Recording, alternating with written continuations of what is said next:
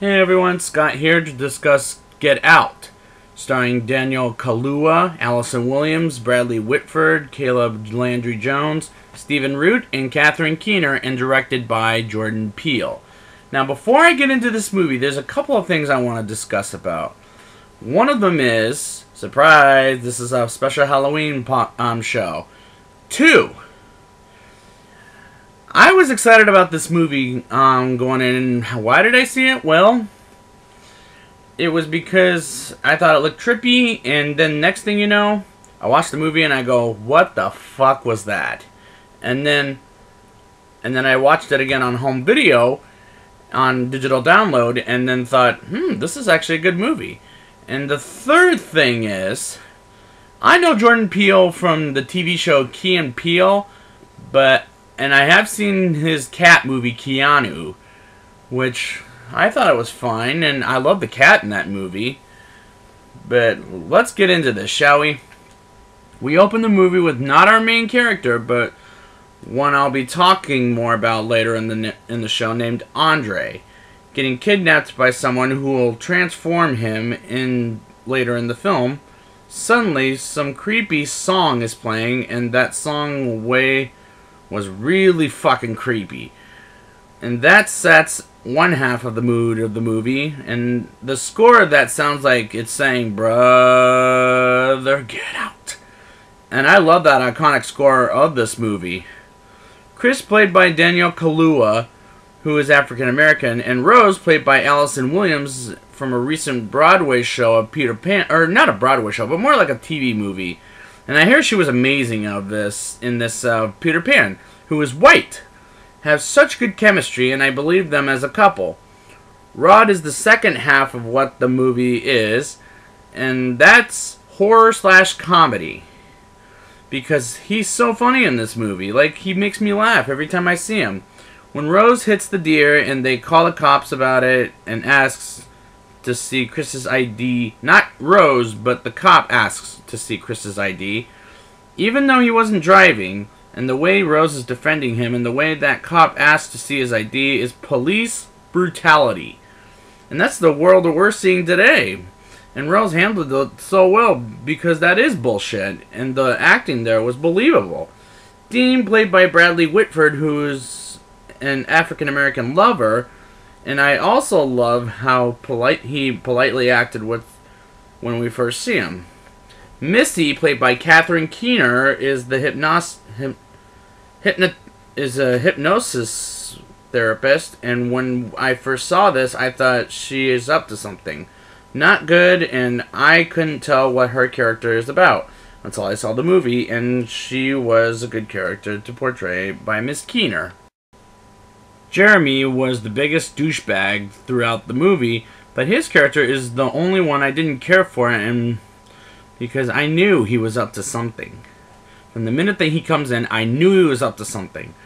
I love that scene when the gardener runs up to Chris for his nighttime jogging and doesn't hit him as he's going towards him, and he turns in a different direction, and I thought that would have freaked me the fuck out.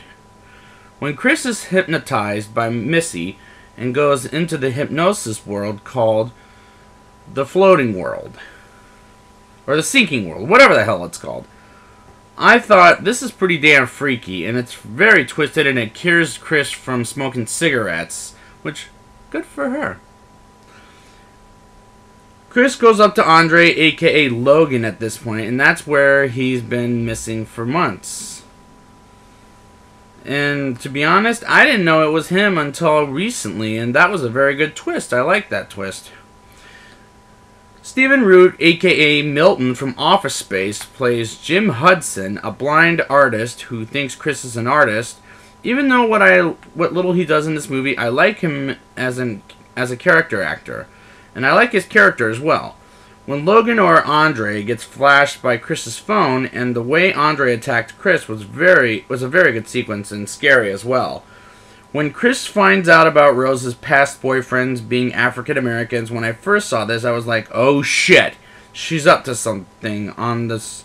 She's in on the switching of white to African American, and when Rose betrays Chris, I was like, not only is he fucked, but he'll become their sex slaves, believing from what Rod said. Then suddenly the movie gets really fucked up, and let's get into this right now.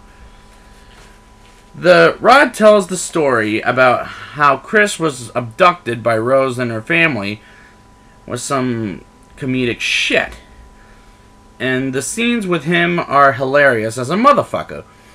Even though when he calls Rose about where Chris is, and the way he reacted because she thinks that he wanted her, when really it was Chris's friend, was absolutely fucking hilarious.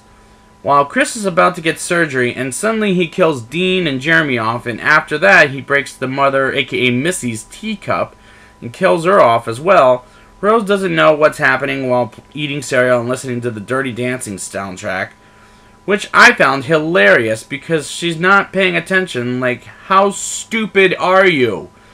But sees a car crashing and tries to shoot down Chris, but the death of Dean, Jeremy, and Missy was actually very brutal, to be honest. The final sequence when Rose makes the jogger and Chris take a picture of him, and while trying to kill him, the jogger shoots Rose and himself. And Rose pretends to be the woman Chris loves, and Chris strangles her, and I thought to myself, Chris, don't believe her. But lets her go. Suddenly, we hear the cops, but as it turns out, it was Rod, his friend, and airport security. And Chris and Rod drive off and leave Rose's body to die. That was a good way to end the fucking movie in my mind. Now it's time for the rating. I'll give this movie a 8.8 out of 10. The actors look like they were having fun and the communicating as well. Great performances, scary as hell and funny as fuck. And I would watch this again compared to all the Saws and most of the Chuckies. I would own this on Blu-ray eventually if I were to get around to it.